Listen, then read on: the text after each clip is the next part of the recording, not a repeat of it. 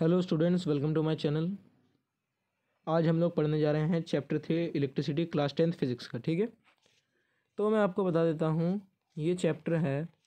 अगर आपने अभी तक फिज़िक्स स्टार्ट नहीं किया है तो आप मेरे चैनल से लाइट का आप पार्ट 1 पार्ट 2 देख सकते हैं, और मैंने ह्यूमन आई भी अपलोड कर दिया है, उसे भी आप चेकआउट कर सकते हैं। ठीक है, देखिए हम इंट्रोडक्शन में पढ़ते हैं चार्ज क्या होता है। आपने अपनी जूनियर क्लासों में भी पढ़ा होगा, चार्ज एक फंडामेंटल पार्टिकल है एटम का, जो पॉजिटिव और नेगेटिव दोनों हो सकता है। ठीक है, देखिए लाइक चार्जेस हमेशा रिपेल करते हैं, यानी दूर भागते हैं, जो अनलाइक चार्जेस होते हैं अट्रैक्ट करते हैं। ठीक है, कूलॉम की जो एसआई यूनिट होती है, कूलॉम होती है चार्ज की। ठीक है, एक कूलॉम पे चार्ज होता है, जो चार्ज होता है 6 × 10⁻18 इलेक्ट्रॉन्स का। ठीक है, एक इलेक्ट्रॉन पे चार्ज होता है 1.6 × 10⁻−19 कूलॉम का।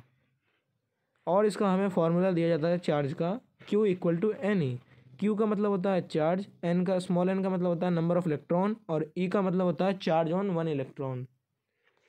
अब हम पढ़ेंगे करंट। करंट को हम लोग I से सिंबल देते हैं, और इसका मतलब होता है rate of flow of charge is called current. Current को लिखते हैं Q/T, यानी चार्ज बाय टाइम। यहाँ पे एक सर्किट आपको दिया हुआ है, मैं आपको समझा देता हूँ। ए से जो है इसे बोलते हैं एम मीटर, इसी से हम मेजर करते हैं करंट को। और ये जो हार्ट शेप में आपको लग रहा है, ये बल्ब होता है। ठीक है, 1 एम्पियर एक ऐसा यूनिट होती है इसकी, एम्पियर। ठीक है, 1 मिली एम्पियर को हम कह सकते हैं 10⁻³ एम्पियर, और 1 म्यू एम्पियर को कह सकते हैं 10⁻6 एम्पियर। ठीक है, करंट को मैंने आपको बता दिया कि हम लोग एम मीटर से मेजर करते हैं, उसका सिंबल होता है ए +-। ठीक है, एम मीटर की रेजिस्टेंस लो होती है और हमेशा सीरीज में कनेक्ट किया जाता है। आपको डायरेक्शन ऑफ करंट हमेशा अपोजिट ले जाती है इलेक्ट्रॉन्स की डायरेक्शन से। मैं आपको यहाँ सर्किट से समझा देता हूँ। करंट को माना जाता है कि पॉजिटिव टू नेगेटिव जाता है, पॉजिटिव टर्मिनल से चलता है और ये नेगेटिव की तरफ से चला जाता है, जैसे आप देख सकते हैं। ठीक है, अगला है हमारा पोटेंशियल डिफरेंस। पोटेंशियल डिफरेंस को वी से हम लोग रिप्रेजेंट करते हैं, इसे हम लोग वोल्टेज भी बोलते हैं। इसकी डेफिनेशन है work done to move a unit charge from one point to another. इसका फॉर्मूला होता है V = W/Q। वी होता है आपका पोटेंशियल डिफरेंस, W होता है वर्क डन, Q होता है चार्ज। ठीक है, 1 volt, when 1 joule work is done in carrying 1 coulomb charge, then potential difference is called 1 volt. ठीक है, इसकी जो ऐसा यूनिट है वो होती है वोल्ट, और 1 वोल्ट तब कहा जाता है जब 1 जूल ऑफ वर्क किया जाता है 1 कूलम ऑफ चार्ज को कैरी किया जाने में। ठीक है, इसे हम लोग वोल्ट मीटर से मेजर कर सकते हैं। इसकी रेजिस्टेंस हाई होती है और इसे हम लोग पैरेलल में कनेक्ट करते हैं। इसका सिंबल आपको यहाँ दिया हुआ है। ठीक है, सेल एक सिंपलेस्ट डिवाइस है जिससे हम लोग पोटेंशियल डिफरेंस को मेंटेन कर सकते हैं। करंट मैंने आपको बता दिया कि हमेशा हायर पोटेंशियल से लोअर पोटेंशियल में फ्लो करता है। ठीक है, ये आपके एनसीईआरटी का सिंबल बॉक्स है, इसे आप लोग याद कर लेना। ठीक है, इलेक्ट्रिक सेल का दिया हुआ है, बैटरी का दिया हुआ है, कॉम्बिनेशन का आपको दिया हुआ है। ये ओपन स्विच है, ये क्लोज स्विच है, ये एक जॉइंट है, ये आपका विदाउट जॉइनिंग है। ये बल्ब है आपका, फर्स्ट वाला इजी है, सेकंड थोड़ा हार्ड होता है। फिर आपका रजिस्टर दिया हुआ है, फिर आपका रियोस्टेट या वेरिएबल रेजिस्टेंस ऐसे ड्रॉ करते हैं, एम मीटर है, वोल्ट मीटर है। ठीक है, अब बच्चों हम पढ़ते हैं ओम्स लॉ। देखिए ओम्स लॉ कहता है कि potential difference across the 2 points of a metallic conductor is directly proportional to the current passing through the circuit provided that temperature remains constant. मैं आपको समझा देता हूँ हिंदी में कि जो वोल्टेज है वो डायरेक्टली प्रोपोर्शनल रहती है करंट के। तो इससे मैथमेटिकल एक्सप्रेशन आ जाता है V = IR, क्योंकि जो R है बड़ा वाला ये कांस्टेंट होता है, जिसे हम लोग रेजिस्टेंस बोलते हैं। ठीक है, अब देखते हैं VI ग्राफ और ओम्स लॉ। यहाँ देखिए एक तरफ लिखा जाता है ऊपर वोल्टेज, नीचे लिखी जाती है करंट, और जब हम यहाँ पे इसकी रीडिंग लिखते हैं तो हमेशा एक स्ट्रेट लाइन मिलती है, जिससे हम वेरीफाई कर सकते हैं ओम्स लॉ को। ठीक है, रेजिस्टेंस एक प्रॉपर्टी होती है कंडक्टर की जो रेजिस्ट करती है फ्लो ऑफ चार्ज को, मतलब रोकती है। ठीक है, ओम एक ऐसा यूनिट है रेजिस्टेंस की। 1 ओम होती है 1 वोल्ट अपॉन 1 एम्पियर। ठीक है, जब पोटेंशियल डिफरेंस 1 वोल्ट होता है तो करंट सर्किट का 1 एम्पियर होता है, जो रेजिस्टेंस भी 1 ओम होता है। ठीक है, रियोस्टेट एक वेरिएबल रेजिस्टेंस होता है, जिसे आप लोग करंट को रेगुलेट करने के लिए बिना किसी सोर्स ऑफ वोल्टेज को चेंज किए कर सकते हैं। ठीक है, अब देखते हैं कि रेजिस्टेंस किस किस फैक्टर पर डिपेंड करता है। तो देखिए जो रेजिस्टेंस होता है वो डायरेक्टली प्रोपोर्शनल होता है लेंथ ऑफ कंडक्टर के, ये इन्वर्सली प्रोपोर्शनल होता है एरिया ऑफ क्रॉस सेक्शन के, और डायरेक्टली प्रोपोर्शनल होता है टेम्परेचर के, और ये मटेरियल डिपेंडेंट होती है प्रॉपर्टी। ठीक है, अब देखते हैं, पढ़ते हैं हम लोग रेजिस्टिविटी। ये पी से सिंबल होता है इसका। इसे हम लोग कहते हैं कि कितना ज़्यादा रेजिस्टेंस ऑफर कर रहा है एक रेजिस्टर या एक मटेरियल, मतलब कितना ज़्यादा अपोज कर पा रहा है, इसलिए इसे रेजिस्टिविटी को कहा जाता है। इसकी ऐसा यूनिट होती है ओम मीटर। रेजिस्टिविटी कभी भी चेंज नहीं होती है अगर हम लेंथ और area of cross section change करें, लेकिन अगर हम टेम्परेचर को चेंज करते हैं तो रेजिस्टिविटी चेंज हो जाती है। मेटल्स की जो रेजिस्टिविटी होती है और एलॉय की, वो 10⁻⁻8 से 10⁻⁻6 ओम मीटर तक होती है, और इंसुलेटर्स में 10⁻12 से 10⁻17 तक होती है। आपको याद करने की ज़रूरत नहीं है, बस दी हुई है डिटेल, ठीक है। एलॉय की रेजिस्टिविटी हमेशा ज़्यादा होती है मेटल से। एलॉय कभी भी जलते नहीं है हाई टेम्परेचर पर, क्योंकि वो कॉमनली इसलिए उन्हें यूज़ किया जाता है इलेक्ट्रिकल हीटिंग डिवाइस में।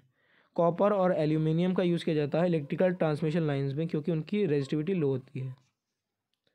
अब हम लोग पढ़ेंगे रेजिस्टर्स इन सीरीज़। देखिए, जब दो और उससे ज़्यादा रेजिस्टर्स को एंड टू एंड जोड़ा जाता है तो इसे हम लोग बोलते हैं सीरीज़ कॉम्बिनेशन। जो आपको मैं सर्किट आप देख सकते हैं R1 R2 R3 दिया हुआ है। देखिए, इसका फॉर्मूला होता है टोटल रेजिस्टेंस इन सीरीज़ का R1 + R2 + R3, ठीक है। सीरीज़ में आप लोग ये चीज़ें याद रख लीजिए कि करंट हमेशा सेम रहता है, वोल्टेज डिफरेंट होती है, और अगर आपको कहा जाए कि वोल्टेज का टोटल करो तो इसका फॉर्मूला होता है V1 + V2 + V3 and so on, ठीक है। अब देखिए, इसे डिराइव कैसे किया जाता है, फार्मूला को आप सीख लीजिए। मैं आपको थोड़ी सी इसकी ट्रिक बता देता हूँ। आपको याद रखना है कि सीरीज़ में क्या चीज़ डिवाइड होती है, तो हमें पता है वोल्टेज डिवाइड होती है, तो इसे लिख देंगे V = IR, ठीक है। अब हम लोग लिखेंगे V2 = IR2, ठीक है, और V3 लिख देंगे IR3। अब देखिए, V की जगह हम लोग लिख लेंगे ओम्स लॉ से IR, और इस तरफ रहेगा IR1 IR2 + IR3, ठीक है। अब हम लोग यहाँ से आई कॉमन लेंगे राइट साइड से, तो बॉक्स में आपका बच गया R1 + R2 + R3, ठीक है। आई से आई कट गया, तो रेजिस्टेंस का टोटल क्या आ गया, R1 + R2 + R3, ठीक है। अब चलिए हम पढ़ते हैं रेजिस्टर्स इन पैरेलल। देखिए, वोल्टेज एक पूरे रेजिस्टर में सेम रहती है और इक्वली अप्लाइड की जाती है। टोटल करंट डिवाइड होता है इसमें, और इसका फॉर्मूला होता है I1 + I2 + I3, ठीक है। और जो इसका फॉर्मूला होता है मेजर करने का, वो होता है 1/RS = 1/R1 + 1/R2 + 1/R3, ठीक है। इसकी डेरिवेशन भी है, मैं आपको समझा देता हूँ। आपको इसमें भी वही ट्रिक लगानी है कि क्या चीज़ डिवाइड होती है पैरेलल में। पैरेलल में करंट डिवाइड होता है, लिख दीजिए I = I1 + I2 + I3। अब हमें पता है ओम्स लॉ के हिसाब से I होता है V/R, सब जगह लिख दीजिए V/R1 V/R2 V/R3।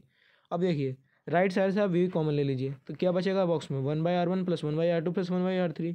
V से V काट दीजिए, तो क्या फॉर्मूला बन गया आपका 1/R = 1/R1 + 1/R2 + 1/R3, ठीक है। अब हम पढ़ेंगे क्या पैरेलल कॉम्बिनेशन के एडवांटेज होते हैं सीरीज़ कॉम्बिनेशन पे, ठीक है।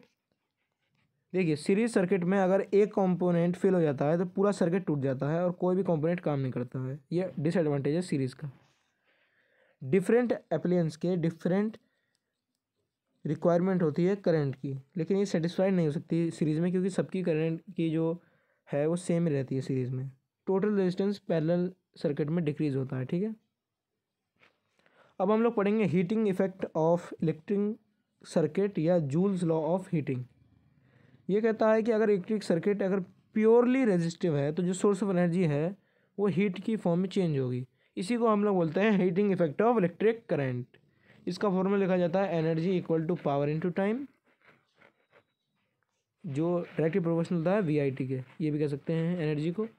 तो जब हम लोग हीट प्रोड्यूस को लिखेंगे VIT, क्योंकि V होता है IR के, तो H हो जाएगा आपका I² RT, ठीक है। देखिए, हीट डायरेक्टली प्रोपोर्शनल होती है करंट के और डायरेक्टली होती है रेजिस्टेंस के, तो इसका फॉर्मूला आ गया H = I² RT। जो हीटिंग इफेक्ट है ये यूज़ करते हैं हम लोग इलेक्ट्रिक हीटर में, इलेक्ट्रिक आयरन में, इलेक्ट्रिक बल्ब में और फ्यूज़ में। जो हीटिंग इफेक्ट है वो अनडिज़रेबल होता है, जैसे कि कंप्यूटर में और मॉनिटर्स में, टीवीज़ में, एटसेट्रा, ठीक है। इलेक्ट्रिक बल्ब में ज़्यादातर जो फिलामेंट होता है वो लाल होता है, स्मॉल पार्ट है, उसमें रेडिएशन फॉर्म में होती है लाइट, ठीक है। अब हम लोग देखते हैं कि filament of electric bulb tungsten से क्यों बनाया जाता है। टंगस्टन से इसलिए बनाया जाता है क्योंकि वो जल्दी ऑक्सीडाइज नहीं हो जाता हाई टेम्परेचर पे, और इसका मेल्टिंग पॉइंट भी बहुत हाई होता है। इसका होता है 3380 कूलम। जो ये बल्ब हैं ये केमिकली इनएक्टिव गैस जैसे नाइट्रोजन, आर्गन से फिल किए जाते हैं। अब हम पढ़ेंगे इलेक्ट्रिक फ्यूज़ क्या होता है। ये आप लोग इलेक्ट्रिसिटी चैप्टर में भी पढ़ रहे हैं, और ये आप लोग इसके next chapter magnetic effect of electric current में भी पढ़ेंगे। इलेक्ट्रिक फ्यूज़ एक सेफ्टी डिवाइस है जो प्रोटेक्ट करता है आपके इलेक्ट्रिकल अप्लायंस को, जैसे कि अगर शॉर्ट सर्किट या ओवरलोडिंग हो जाए तो। फ्यूज़ एक प्योर टीन और कॉपर और टीन के एलॉय से मिलके बनता है। फ्यूज़ हमेशा सीरीज़ में लाइव वायर के साथ कनेक्ट किया जाता है, ठीक है। फ्यूज़ की मेल्टिंग पॉइंट लो होती है और करंट कैपेसिटी फ्यूज़ की ज़्यादा होती है अप्लायंस से, ठीक है। अब पढ़ते हैं इलेक्ट्रिक पावर। पावर आपने पहले भी 9th क्लास में पढ़ा होगा, तो ये इसकी डेफिनेशन है, the rate at which electrical energy is consumed और dissipated in an electric circuit. तो इसका फॉर्मूला ऐसे लिखा जाता है, P equal to V I. अब और एक और फार्मूला है इसका, P equal to I square R, P equal to V square by R, ठीक है। पावर की एसआई यूनिट वॉट होती है, 1 वॉट होती है 1 volt into 1 ampere. Commercial unit में हमेशा निकाला जाता है जब भी न्यूमेरिकल आप करोगे किसी का, तो वो होती है इसकी किलो वाट आवर। आपने पढ़ा भी होगा 9th क्लास में। तो 1 किलो वाट आवर की वैल्यू होती है 3.6 इंटू 10⁶ जूल, और यही 1 यूनिट होती है इलेक्ट्रिक एनर्जी की। और आपका चैप्टर हमने कंप्लीट करा दिया है। आप लोग दोबारा से इस वीडियो को बार बार आप लोग रिविजिट कीजिए, जिससे कि आप लोग रिवीजन कर सकें, और जो भी टर्मिनोलॉजी यहाँ पे दी हुई है नोट्स में उसे आप रीड कीजिए, जिससे कि आपको समझने में थोड़ी सी हेल्प मिले, ठीक है। अगर आपको वीडियो थोड़ी सी भी हेल्पफुल लगे तो मेरे चैनल को सब्सक्राइब कीजिए, लाइक कीजिए और अपने फ्रेंड्स के साथ शेयर कीजिए। Thanks for watching, bye bye.